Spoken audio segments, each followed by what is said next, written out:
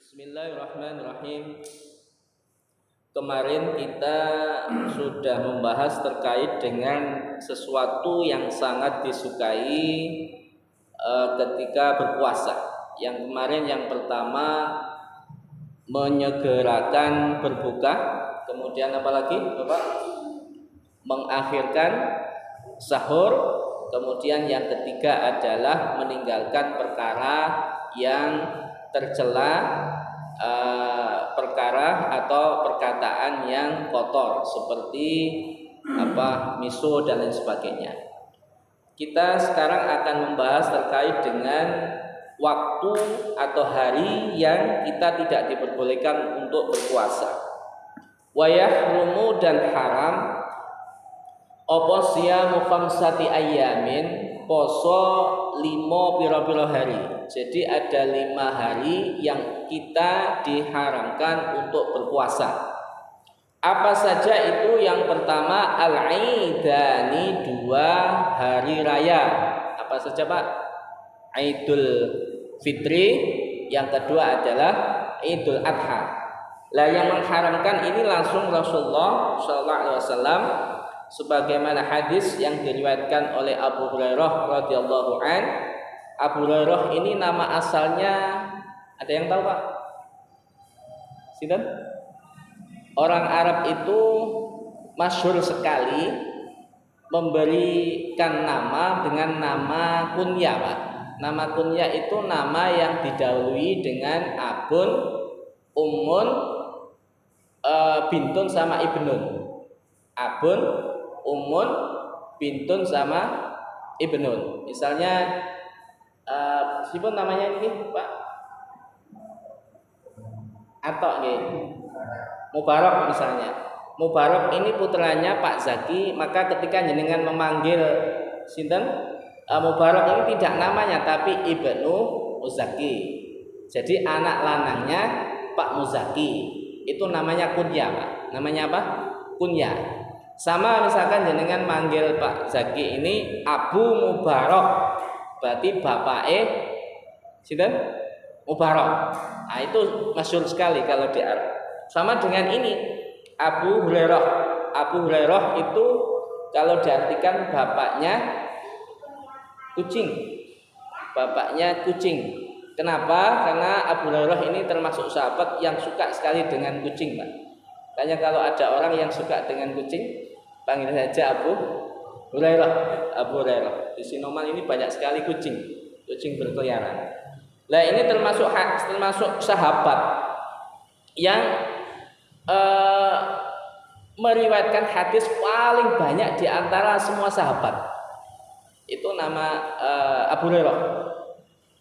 Hadisnya berapa? Sekitar 5.000 sampai 5.000 ya. 5.300 sekian, Pak. Jadi beliau itu hafal hadis 5.300 sekian. Masih levelnya Sayyidah Aisyah. Yang itu siapa Sayyidah Aisyah? Apa? Sinten? Sinten, Bu? Pak Budi? Istrinya Rasulullah, Sayyidah Aisyah, istrinya Rasulullah itu masih kalah. Jadi istrinya sendiri itu dalam meriwayatkan hadis ternyata masih kalah dengan Abu Hurairah yang bukan apa-apanya Rasulullah. Jadi Sayyidah Aisyah itu hanya meriwayatkan separuhnya, sekitar 2.000 sekian. Tapi kalau Abu Hurairah ini 5.000 sekian, banyak sekali. Lah nama aslinya itu Abdurrahman bin Sokhr. Siapa, Pak? Abdurrahman bin Sokhr. Nama asli dari Abu Hurairah itu Abdurrahman bin Sokhr. Kenapa kok beliau ini paling banyak? Ini informasi untuk kita. Yang pertama, beliau itu senantiasa mendatangi majelisnya Rasulullah. Jadi kalau jenengan sering ikut pengajian dan sebagainya, itu lebih punya potensi untuk bisa menghafal atau menghafal apa yang disampaikan oleh ustadz, apa yang disampaikan oleh Pak Yai dan sebagainya. Ini sama dengan Abu Hurairah. Kemudian yang kedua, beliau punya hafalan yang kuat. Hafalan yang kuat. Kalau kita hafalannya kuat, lewat. Hafalannya kuat, ya. Ada mungkin ini tips, Pak. Di salah satu kitab dulu waktu di pesantren itu Ustadz saya itu bilang, man arada ayyahfadul ilma fa'alaihi ayyulazima khamsa khisal. Barang siapa yang ingin belajar suatu ilmu atau menghafalkan suatu ilmu, maka dia itu harus melakukan 5 hal. 5 hal, Pak. Nek pengen kuat hafalan. Yang pertama, sholatul lail walau rakaatain. Salat malam walaupun 2 rakaat.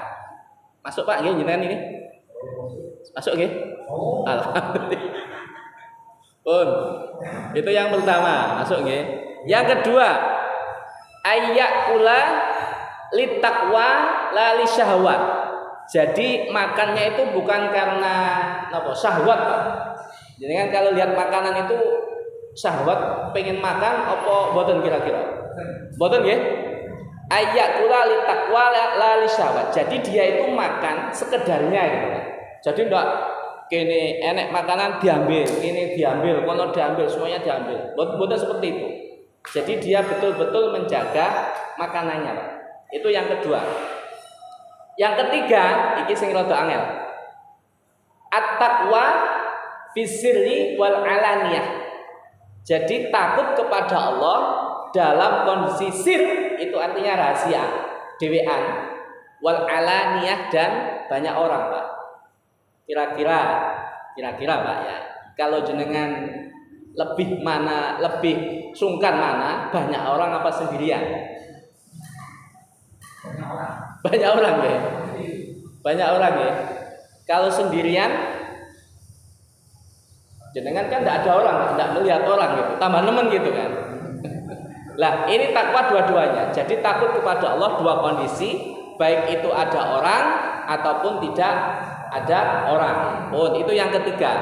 Yang keempat, dawamul wudu, melanggengkan wudu, mengistiqomahkan wudu. Makanya kemarin ada pertanyaan dari Pak Hari, apa orang Mesir itu tidak wudu gitu kan ya? Berarti ketika dia dawamul wudu, misalkan batal terus kemudian wudu, kok membaca Al-Quran, maka tidak masalah. Kenapa? Karena dia kondisinya suci. Makanya jenengan sakit Pak, kondisi kita kondisi suci, mau tidur wudu dulu. Ngoten nggih jenengan nggih?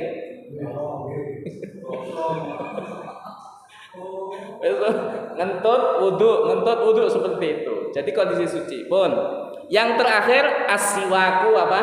Siwakan. Nah, siwak pakai kayu Arab ya, kayu Arab.